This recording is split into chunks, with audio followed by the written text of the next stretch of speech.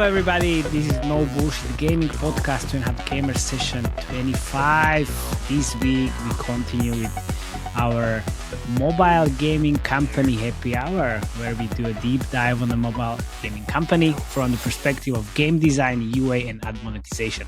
But still, let's not forget, this is 4 a.m. conference discussion vibe. Let's not be too serious about everything. But we would like to thank you for subscribing because we are growing. And today we have Felix, Jakub, and myself, Matej, talking about your favorite topic, deconstructing or analyzing the companies. Yeah. No nicknames today? What? No nicknames today? No nicknames. No. We are no nicknames. This is serious. This is serious business. Super serious. No nicknames. Let's get serious then.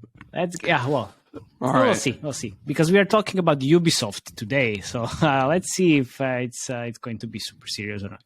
Very super serious. Yeah. So, if you're rejoining us, how we do this is I just give a little brief introduction here before we go into the various parts of Ad Mon, UA, and game design. But let's look at the numbers here on Ubisoft as a whole. So Ubisoft, as you all know, is a French company, which is reflected quite clearly in their 2021 annual financial statement. The cover page that you're greeted with has two playable characters that look down on you in a sheer look of superiority.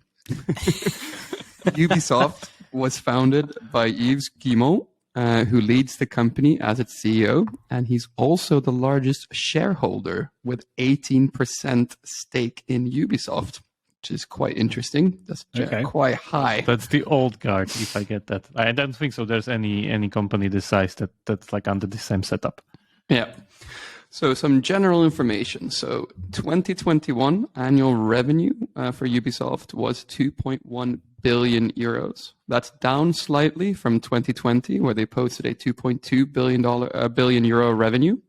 And Ubisoft is one of these companies that saw a tremendous COVID bump, as revenues in 2019 were only 1.5 billion euros. So they saw a 46% jump in 2020.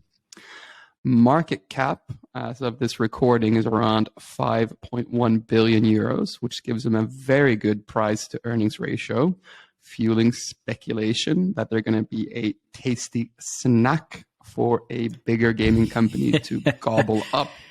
And this kind of speculation on being gobbled up has only been enhanced even further after Microsoft's mega acquisition of Activision Blizzard. Which still didn't happen. Exactly. Right. Stop.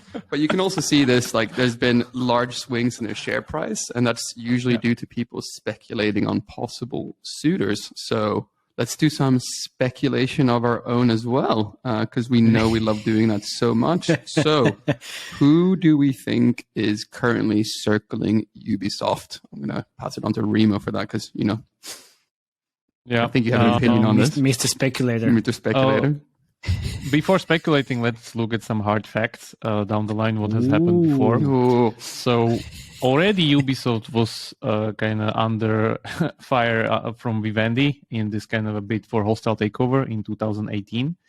And they were able to fend it off thanks to a partnership with Tencent, which owns currently 5% stake of Ubisoft, which in the end leads us to the speculation part where Tencent could be the one taking it off the market. So that's like possibility. Why? Because they have already 5%, and then no, they see their they definitely see their numbers. They know what they're doing. Exactly. That's why they have only 5%. Maybe. but think about it that lately all the valuations went pretty much down, so this would be a fire sale. So it's if Tencent and everybody's trying to look from the mobile part into the console PC part now. Remember that, for instance, Supercell set up a PC only studio recently.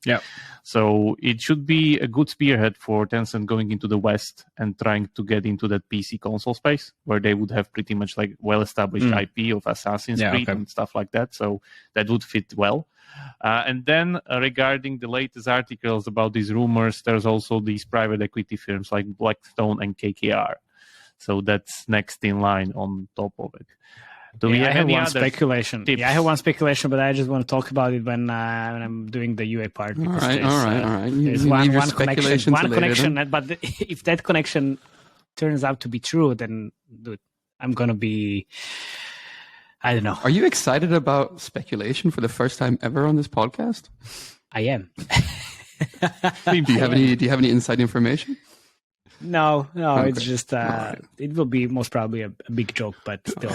All right. Okay, so back to this, back to the information about Ubisoft. So interesting thing here, the first line in the 2021 annual statement from Ubisoft is basically a list, that says delivering on key strategic priorities, and the first bullet point states building major franchises in 2021 to 2022.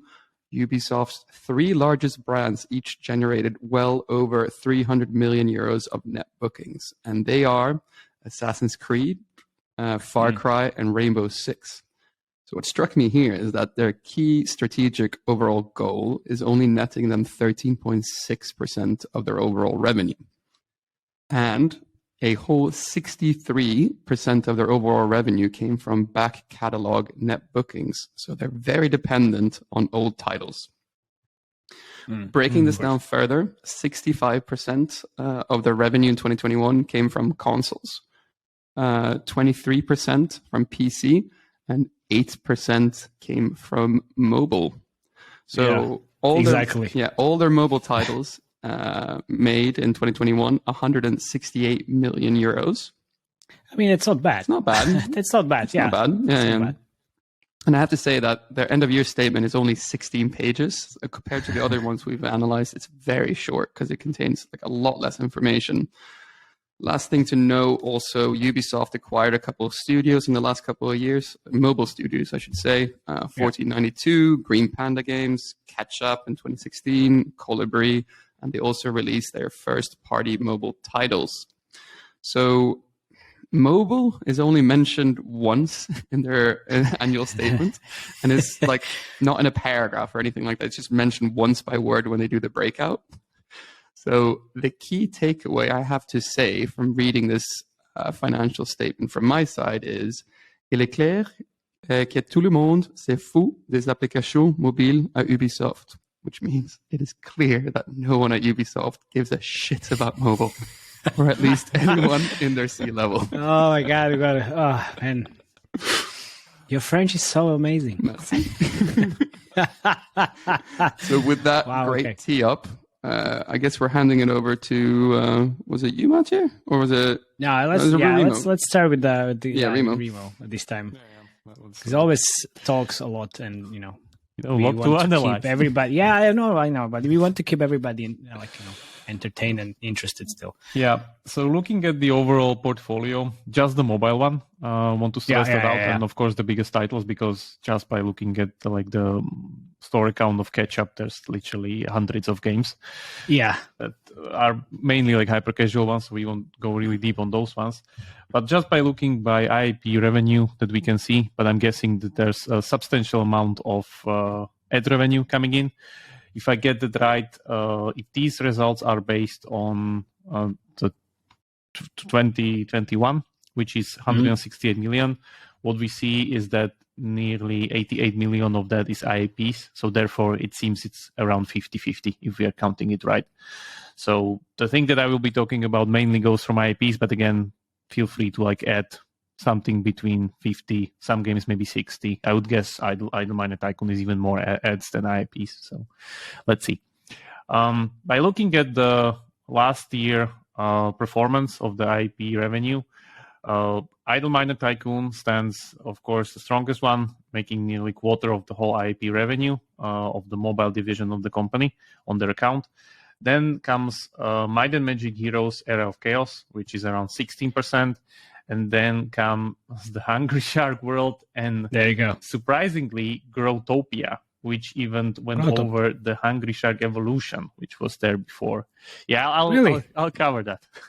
Okay, because I didn't see any US spent going into this game. This game, in my opinion, is run completely by community and organic, and it's just that one of those it will just live itself and makes money. Yeah, makes money. Okay, nice. Yeah, Okay, they have a that's lot fine. of these. So Right, the okay. interesting fact, of course, as we are always kind of, let's say, looking forward to the company's kind of health of the portfolio, the top 3 games here represents 51% of IP income, which is, I think, when we're looking at Rovio, it is a little bit more healthy because they had like 75% in the first 3 games. I would say they are much more diversified, which is good. The other problem, of course, is, as usual, all of the games are pretty old. The youngest one being the Idle Miner Tycoon released in 2016, which is their... Okay, so the Hungry Shark World is, like more than 10 years old, right? No. Hungry Shark World is 2015. This is the newest one. 15. Okay. There are like 6 iterations of that game already. Okay. Because I thought some of the creatives, and it was said like this is 10th anniversary. So I guess 10th anniversary of the whole Hungry Shark IP. Let's call it IP. Someone's lying in a creative, in a mobile creative. That's never happened before. What? I know, right? Outrageous. Really. Anyway, so yeah, all of those are unfortunately old. Oh, sorry. No. 2019 is the youngest one. The Might and Magic Heroes Era of Chaos. That's the youngest one. Yeah. Okay. From the old guard, there's the Idle Miner Tycoon. That's 2016. So if you look to previous performances, the revenue for IAPs for 2020 is a little bit higher, 110 million. So I would guess that they are going a little bit on a decline here this year. And if we look just for the first half of 2022, there's around 28 million just in IP revenue. So I'm guessing it's kind of a constant decline of the both mobile and ad revenue. The games there are kind of the same. Still, Idle Miner Tycoon, Might and Magic Heroes Era of Chaos, and then Hungry Shark World and Hungry Shark Evolution. There's the older one. That's 2013 one. So they are still leading the pack there. Nothing else entering the pie chart here. So my guess is that they are kind of either, as Felix said, not really interested into this, or are not that even hungry for M&A targets for like mobile studios gaming kind of stuff there. Because a lot of these, let's say, bigger studios are definitely acquiring already kind of games like they did with Kolibri, but since that they didn't do anything else there. So we can look at some of the games that they have in soft launch. I was kind of surprised at what they have there. So there's actually 2 kind of core games that they have there. There's this Clash of Beasts Tower Defense game, soft launch in January 2021, which is an original IP. Is it still in soft launch? Okay. There's some kind of a, let's say, a little bit higher numbers than usual for a soft launch game, but there's definitely not global launch numbers games. Okay, well, it's the thing is, I will jump in into this because in terms of that game, they are spending in US, Germany, UK, and other like tier 1 countries, and they are spending heavily on iOS, especially these days. Which means I think even for soft launch, this is kind of unusual. I know some of the companies like Rovio soft launch their games in US. Most probably never kind of like get that strategy, but never mind. Still there are pretty big amount of countries happening for that game. So I would say it's out of the soft launch already. Maybe it's out of the soft launch, but doesn't seem so regarding the numbers that it's that big. So yeah, I mean, sure. I think they could launch the game in January, and now they're just like trying to grow the game. But the problem here, and I don't really understand like why they're doing this. They're running a lot of campaigns on iOS, on the Might and Magic, Hungry Shark, and Clash of Beasts. But no Android almost anywhere. There's like this horse breeding game only on Android and nothing else. Okay. So you can continue. Yeah. You can continue. The interesting part of this game, when I was looking into it, it says it's a Clash of Beasts tower defense. But if you look into it, it's not really a tower defense like the typical one where you build towers and stop lines of units that would go and take after your health one by one. It's actually modeled around that kind of old game called War Dragons from Pocket Gems that was really, really, really good in 2015, 16. It had this kind of really, really strong breeding element where you would breed dragons, build up your fortress, and you would have these kind of scripted passages that you put towers on, and you would destroy other fortresses of other players. So this is essentially what is happening also here, where you would only pick up your hero with some kind of abilities and then go through a scripted passage, destroy the towers, and then get to the enemy fort. So yeah, they picked this kind of a really, really old gameplay style, and I think they're trying a little bit to iterate on it, but didn't see that much iteration regarding that. Also didn't see the breeding element of dragons that I guess in 2015, 16 that really kind of fly through. Don't know what's now, but yeah, as said, the numbers aren't really saying that this is big. So maybe it will get bigger, but yeah, keep in mind that it's already soft launch for more than a year, or potentially global launch. My theory here is that people got so tired of dragons after the Game of Thrones fiasco. 100% what happened. Dude, so I have this back channel information about the dragons and Ubisoft actually. So how they came up with the Hungry Shark IP.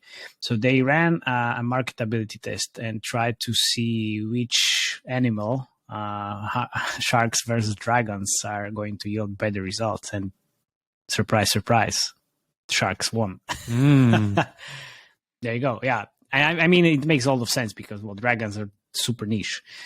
So dragons are not that popular in that company. Oh well, we'll see. Maybe now. But yeah, this is one of the two games that are currently maybe not in soft launch anymore. But yeah, let's see. Yeah, and then there's this Wild Arena Survivors that's been soft launch in May 2022, so just very, very recent. And it's basically an isometric battle royale where they're claiming that you're going against 40 players. Seems to me like isometric Fortnite, just by looking at the screenshots. Literally. Same control. I look at the creatives as well, and it's like, what the fuck is this Fortnite? Yeah, so I don't know. Who is making these games. My guess is those are done by external studios, not Ubisoft kind of a core studio or something like that. Because who can even be called like Ubisoft mobile core studio like Kolibri or Ketchup? Yeah, and I don't think so. These guys are making these. No. Possibly someone outside. So you mean this is like work for hire? Or maybe work for hire. I don't know. Yeah. But yeah, it will be interesting to see. Like, I think I saw like few of these already. These kind of isometric battle royales like Badlands, or I think Future Play has it, and like some other games in the genre, but they really didn't went so big. And the competition is, of course, super fierce in battle royale. Yeah, they didn't went big, but they still seems to be decent in terms of the size. And I mean, Future Play is kind of profitable, right? So why not? So I guess that's all the matters. Yeah. But let's see how this fares. It seems super new, and the graphics and everything, as I said, like seems like a Fortnite quality. But yeah, let's see. Yeah, but I looked at the creatives they have, and they had only like one, which is super weird for these Wild Arena Survivors. I had it in my part, but it's like it looks like they don't know how to soft launch. So guys, Mr. Soft Launch over here, just ping me anytime. But we've also discussed this several times, right? You know how clones always do better than the original game. Oh wait. Yeah. Oh yeah, of course. But this is the plus one. The isometric view is definitely the unique selling proposition. But the IP seems kind of like, I don't know. Whoever kind of tries to be Fortnite has the problem that Fortnite isn't really an IP. It's like a bunch of all the other IPs they can get into their universe, and they're having 100%. Star Wars, Marvel, whatever each month. So Gucci. They aren't even. They're like collection of IPs. Yeah. Well, I'm interested in hearing the Growtopia game because it looks like it's let's really start there. Let's go from the oldest one. Okay. So moving back next from the games in soft launch into games that are kind of driving the portfolio through IPs. So Growtopia game is pretty much a free-to-play sandbox MMO with a side view. And if you look at it a little bit more closely, it seems like the gameplay is really similar to Terraria. Terraria is pretty much like a side-scrolled Minecraft. I would say this is even a little bit sooner than that, because looking at the graphics, it's really, it's in 10-year-old game. that's there. But it has very, very, very kind of the MMO aspect is definitely much more fleshed out than in Terraria or other games that you see like this. So my guess is that it's mainly community driven. It's still making somewhere around like 250,000 IPs a month and having around 150k downloads or something in that matter for the, of course, we just see the numbers since 2016, where the data analytics tools that we use kind of give us the angle there.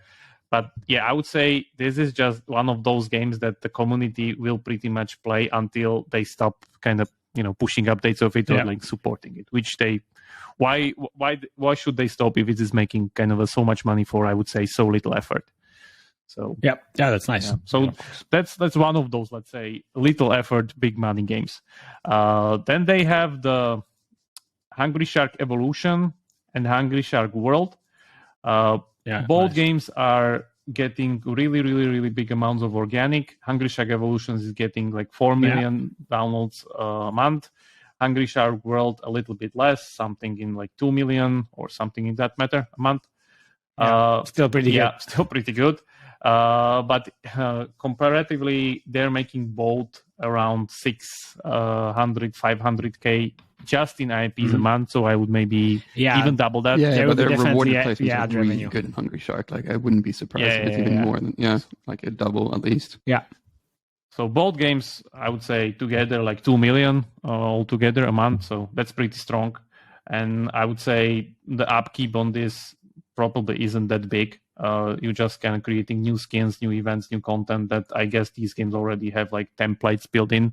So should be, again, like easy revenue for not that big amount of effort. So these are kind of driving the portfolio. Then we have these, let's say, attempts. So there's the South Park game with the South Park Phone Destroyer that kind of went really big during the launch and that went downhill pretty fast. And then it died. The unfortunate shark fin, as we used to say there. Oh, there you go. Nice. Unfortunate shark fin. There you go. Yeah. So I would say it is one of it was released in the wave of games trying to catch up to Clash Royale. They're of course using the core mechanic of that game, but their plus one is the line battle and South Park IP, of course. South Park IP I think is pretty good. Problem in my opinion is that it seems to me it's kind of niche. In a way, that South Park, for one thing, graphical style and the style of humor is kind of niche. Not saying it's bad, but it's kind of niche. So that's one thing. And then the other. Do you think that the South Park IP is niche? Sure. I have never met anyone who hates South Park. Keep in mind that I'm referring to like he said like niche like 10 times in 5 seconds. So I guess keep in mind that for some people, definitely say niche 3 times. Okay. Say niche 3 times. Your game and rub will on your forehead and you'll win the lottery. Yeah. So after that kind of bigger launch, my guess is they just stopped the UA because they saw that the numbers aren't kind of keeping up the scale. So now the game is making something like 200k a month, where it's pretty much with zero UA spent, 200. I actually have some inside knowledge on South Park. And basically, what they said was a unnamed source was that they had a lot of like what can you say, storyline that was driven, but it wasn't very deep. So you could play through that storyline really quickly. That was actually like co-created with the South Park creators.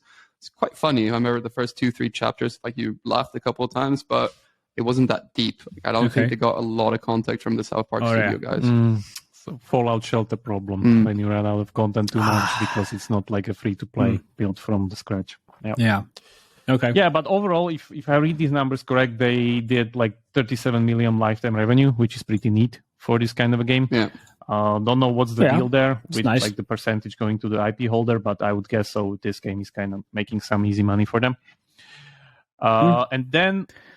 Well, so far, man, you said like almost on about every game, like, this is free money, this is free money, this is nice money. Like, so it's not that bad. It's not that bad, but if you're Ubisoft, I would.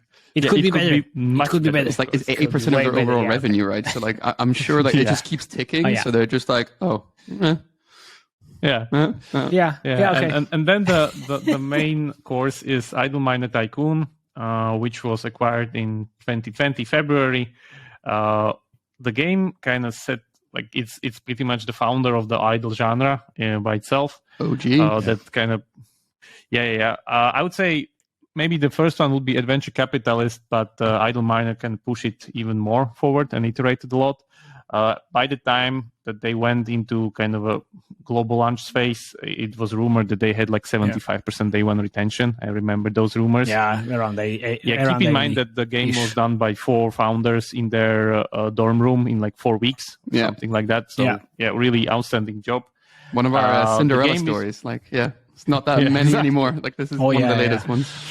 Yeah, and the game uses this kind of really, really interesting core gameplay of I remember someone calling it, I think it was Adam Telfer, unstable 3-leg chair, where you upgrade something and then it puts the other 2 legs into disorder. So we need to then upgrade those and the cycle repeats. So it's kind of, joy in optimization where you have the lift, the conveyor belt, and the mine, and you still kind of try to optimize these 3 elements.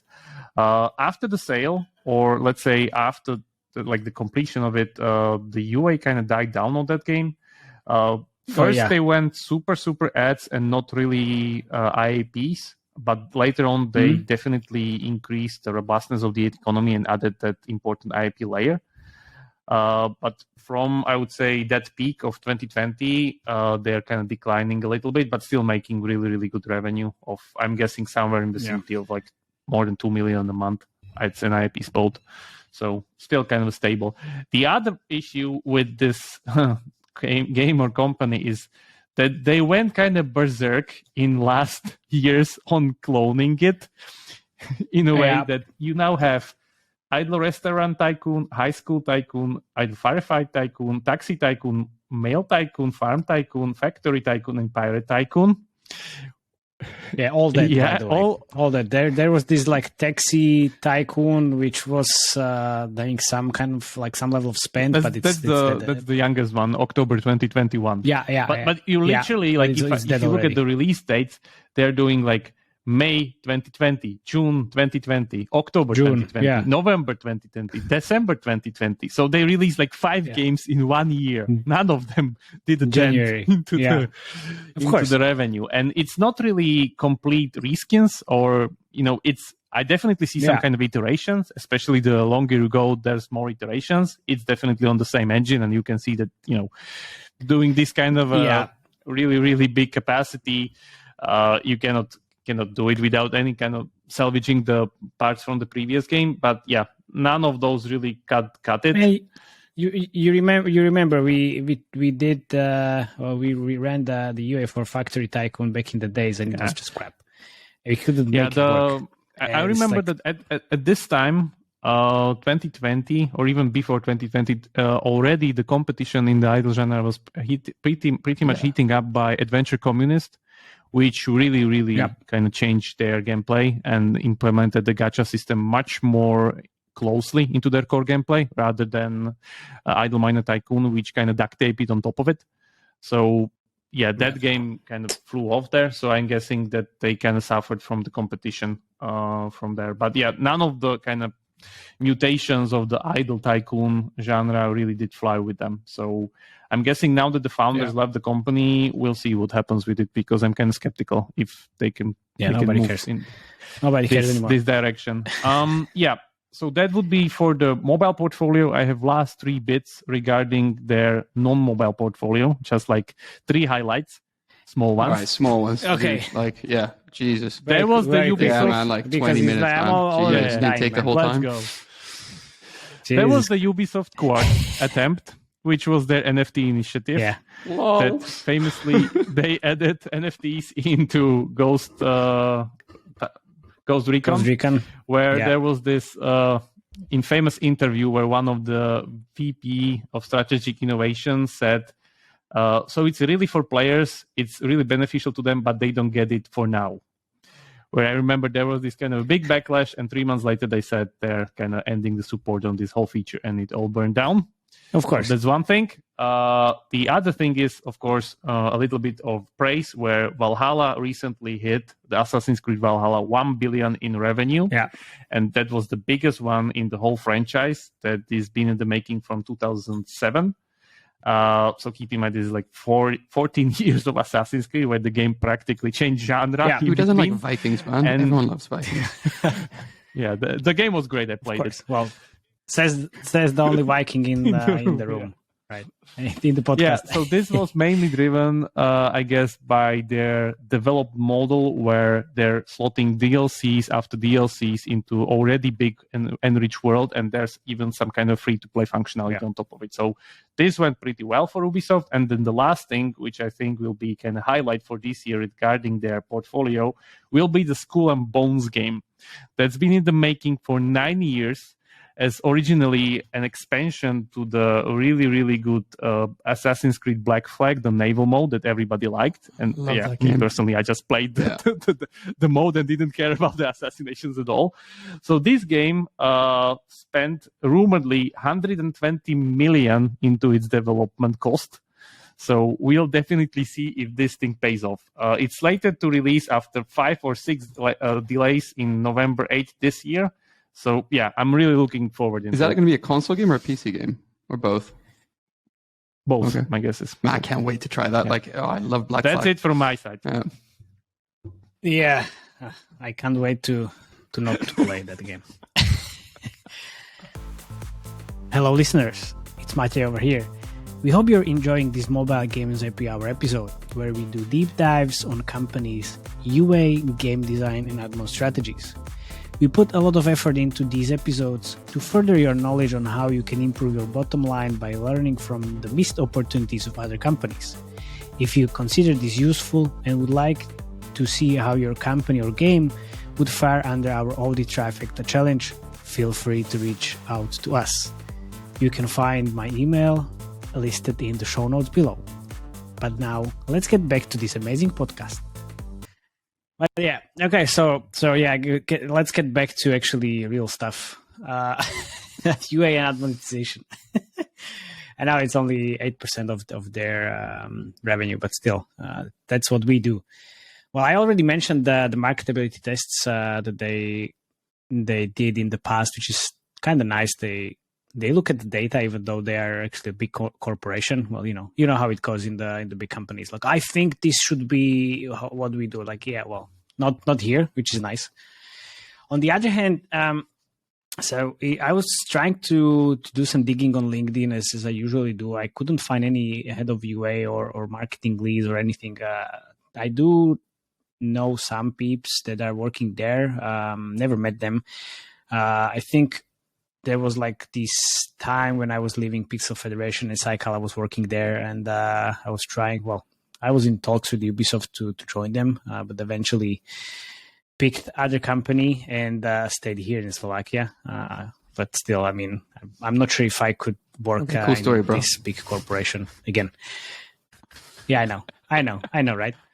But yeah, they're mainly spending on 6 games as we discussed with Jakub. It's a horse, the horse breeding game, Might and Magic: Era of Chaos, Hungry Shark World, Clash of Beasts, and then Wild Arena Survivor, which is the Fortnite clone.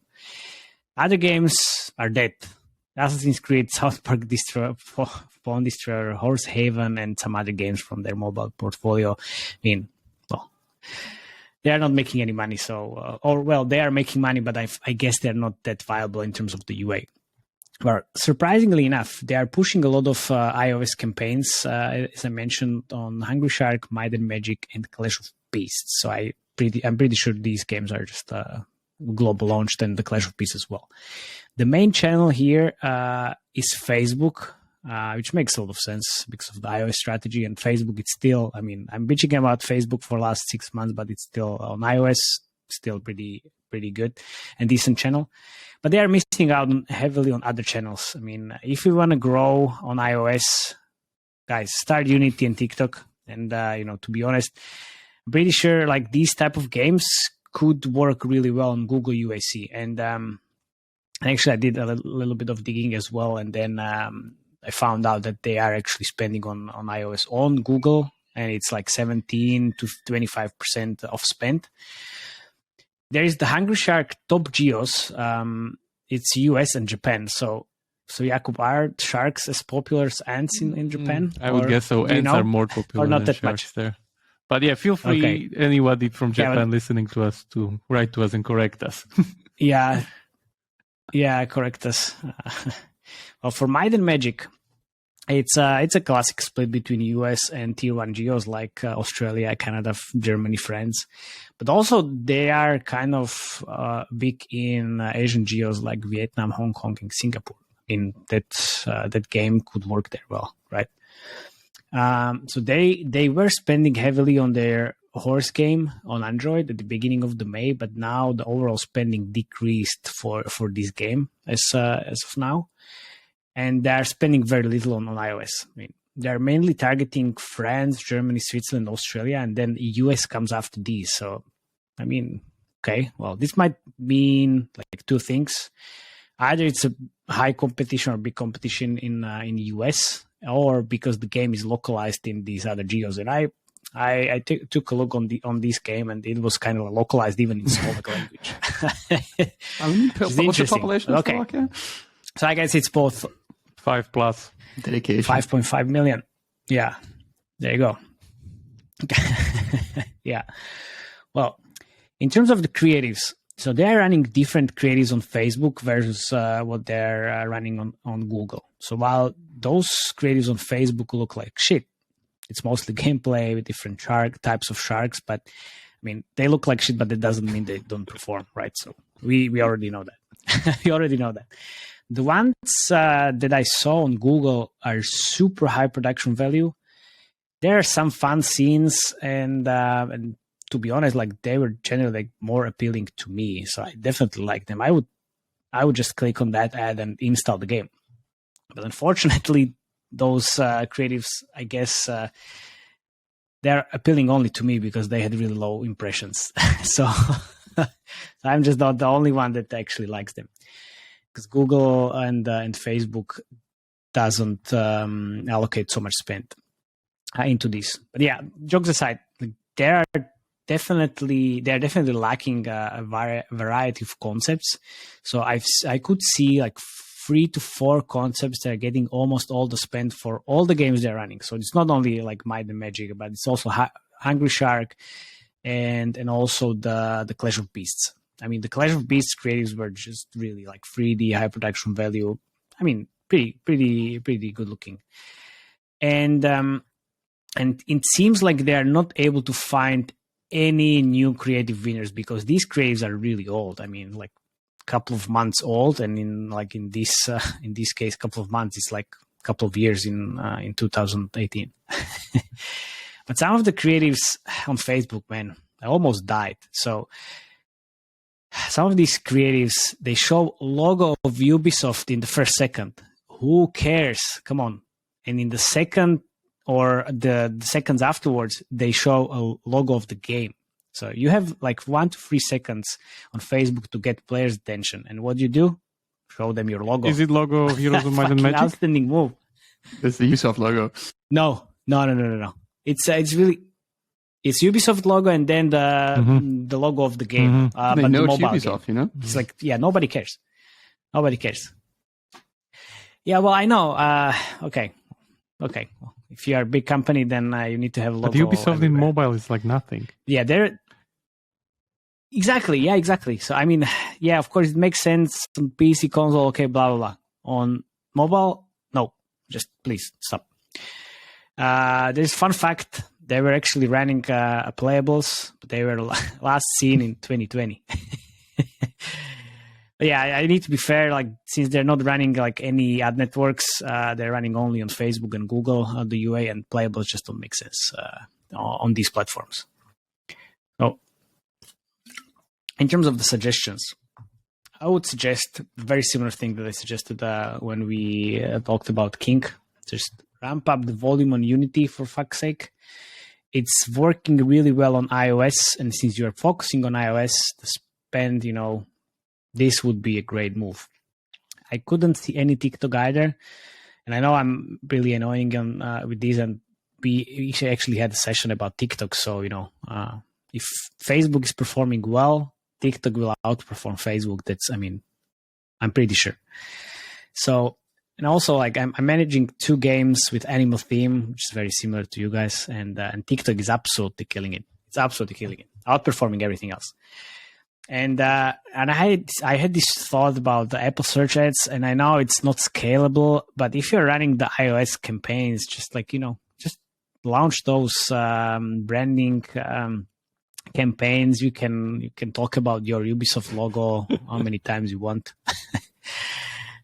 But yeah, like, the jokes aside, it can be. It's not going to be the biggest channel, but it still can be pretty good channel for your iOS activities. But I think there is as I said, lack of variety of creative concepts. So the Hungry Shark concepts look like iterations of each other, which is a shame, because they're showing the same thing all over again. And I think the UA team should sit down with the creative team, look at the data, look at the competition, and brainstorm the shit out of their heads as soon as possible. Because it looks like, Ubisoft is ramping up budgets on iOS for free games. You have 4 concepts, and they are not going to run like this forever. So, you should think at least like 1 or 2 steps ahead. And with this animal theme, there is so much that can be done in terms of the experimentation with any ideas, crazy ideas. Do you remember, like, when we discussed the Ants Underground game? They are working with so many things, like so many like creative concepts, from ants in the food, chips in the food, but from there, they are going through the player motivation and using humor in the creatives, and that's something that really works. So yeah, well, try that, definitely. I saw some sharks with the jetpacks, which felt kind of funny, but it was really, still like looked like a lot of gameplay. And I'm not sure like what's up with the Android spend, but definitely if we are doing well on Android, on iOS, and I'm all for running the iOS campaigns, but you should definitely take a look at that. And I guess there is a reason, and we don't know the reason, but still, okay, well, whatever. Moving on. A few words about Kolibri and the UA perspective. And they started, launching the one idle game after another, like you mentioned. Fun fact is, they're spending only on Idle Miner Tycoon, and even with that game, they're scaling out the budget quite heavily in the last 3 months. And there is one interesting thing. The main UA channel is... Can you guess? Okay. Can you guess? Jakub. No, there you go. It's Chart Boost. Blast from the past. It's fucking Chart Boost. I thought like this channel was, I was dead already, but maybe this means Zynga. Oh well, Take-Two will buy Ubisoft. Oh, that's the speculation. That was thin. That is thin. No, of course no. It's not gonna happen. It's there. Yeah, not. Yeah, I know, 100%. But yeah, nothing too interesting in looking into the Kolibri UA activities. Unfortunately, I thought that Ubisoft could learn something from Idle Miner Tycoon insights and learnings, but yeah, I'm not seeing anything in the data that is available for us. So my guess is a lot of kind of talent left after that position. Yeah, like I met the Kolibri founders. I know them, and like, man, like they're living their best life now. Like driving fast cars, like working with personal trainers, just living life. Yeah. Like, they're checked out. Kudos. Nice. Yeah. All right. So yeah, I think that's it. That's it from my side, basically. So it's we can move on. So I got to say, for Ad Mon this time, 16 pages of financial statement compared to Rovio and Activision Blizzard. It was just they were like 90 to 120 pages each. There's no snippets of nuggets information. So unfortunately, Ad Mon here is a bit light. It's not as like punchy as I usually like to make them.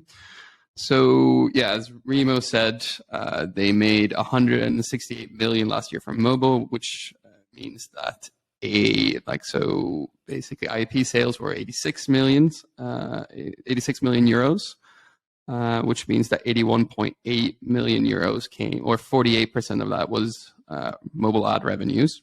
So having an IAP versus ad revenue 50-50 split is probably skewed quite heavily due to the fact that they own Ketchup, which is going to be 98% or even more maybe in ad revenue.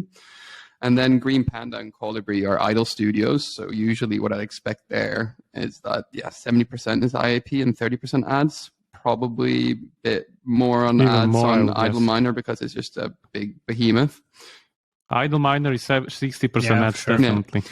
So that gives us that, Ubisoft as a whole earn about 225K a day in ad revenue. So they're a player, but, they're not, one of those million a day studios which exist. So, and they're up there, but not the biggest. So quick LinkedIn search showed me that all the different studios have their own Ad Mon people, meaning that they don't centralize their Ad Mon efforts. So safe to say here that they haven't gotten one of these mega mediation deals, moving in everything in as an integration deal. Yeah, and they also have the UA monetization specialist. I can't fault them for that because, when you buy studios, you promise them independence, and it's very hard to backtrack on that. Also, doing Ad Mon for hyper casual, it's such a different ball game completely to doing Ad Mon on other titles. So can't really fault them for that. So going through these studio by studio, Ketchup, I don't want to comment too much because hyper casual is a genre on Ad Mon I know very little about, so I'm not going to pretend to talk about something I don't know. But what I but what I do know, is that I've seen Ketchup a lot less lately in the top rankings, and generally for hyper casual, that's not a good sign. So. Looking at Kolibri, interesting studio. I met the founders. They're super nice. They're living their best lives, like we said. I'm not sure if they're involved anymore. Anyway. So the DAU in Kolibri, like we said, is all centered on Idle Miner Tycoon. 87% of the DAUs, overall for the studio, is still coming from this game. So one interesting thing I know about them that they used to favor hiring very junior people and training them internally. And they're not really hired any senior staff. So for Ad Mon, that sometimes can be super bad if you have a junior person who hasn't done anything really in Ad Mon before, or no guidance with a senior person. And why that's bad is everyone in Ad Mon lies, and you will get screwed over a lot. Exactly. And how do I know this? I've been a junior person and I've been screwed over a lot. So you get lied to on many different levels. So first there's a first level of how you get lied to, and that's who to integrate and who to work with. Here everyone lies through their teeth. And so here you gotta choose the right network, and only experience will help you cut through all the noise. So someone might, for example, tell you that Ad Colony are really strong on rewarded videos in India, and then you might believe that even though that's not true. Also, for example, in my first year, I was doing Ad Mon, and then an AM at Shit Network X told me that I should replace my interstitial placements, or replace the ad units and just force fill with rewarded in their interstitial placement because it will pay me a higher ECPM. I didn't do it, but that's essentially ad fraud, and we would have banned. So they just wanted to boost their numbers for their own bonus for that quarter. So that's the kind of stuff you have to deal with. And if you don't have experience or people above you, you're like, dude, I should do this probably, because they can be very convincing.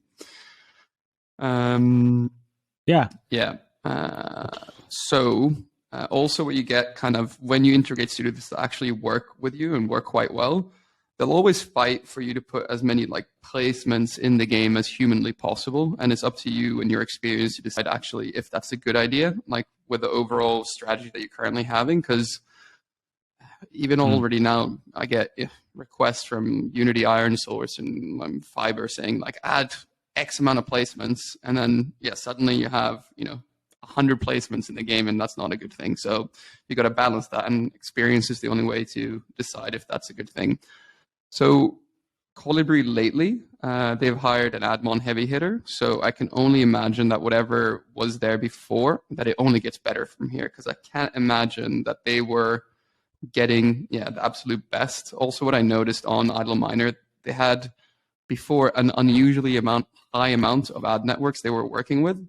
So usually on games this size, it's actually better nowadays to just work with 7 or 8 networks, but you work with them really closely and like really squeeze out like as much margin as you can. Greenpanda games, another idle maker.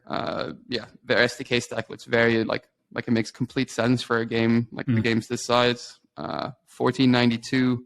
They make story-driven games. Their biggest title is It Love, Drogo Vampire? SDKs make sense here too, but I just got to call these guys out that I've banned them in so many of my games because UA creatives get so many complaints. Creatives. Twilight, basically. On so all in all, I couldn't find any snippets of information from Daniel's statements that could send me down like a rabbit hole like I did on Rovio and King. Unfortunately, and then without any first-party data where I can look into their mediation stack, I won't be able to estimate how much like increase we can get here. But better luck next time. Yeah, that's fine. Yeah, better luck next time. I think we got pretty nice information about how they are making like easy money on these games. And I would say like, hey guys, like if you're making easy money on these games, like try to make it work from the UA perspective. I mean, if you're spending now you're spending 0 and making like from 200K to 500K a month. So even if you can grow the budgets from 50K, from 0 to 50K or even 100K a month, then do you think that this would be important for someone who has sunk 120 million in a 9-year-old game? That's what I wanted to ask. Do you guys agree with my statement that I don't think any in the C-level in Ubisoft gives a shit about mobile? Like, they don't care. Yeah, absolutely not. But I'm kind of curious, why didn't they care about NFTs if they don't care about the technology that was kind of the main thing before? Dude, so it's no. So deep question. Anyway, just give me my pirate game in November. Want to see that one? Excited. Yeah. Okay. Very excited. All right. Yeah, I guess that's it. That's it for today. Yeah, let's make easy money as Ubisoft Mobile. And see you.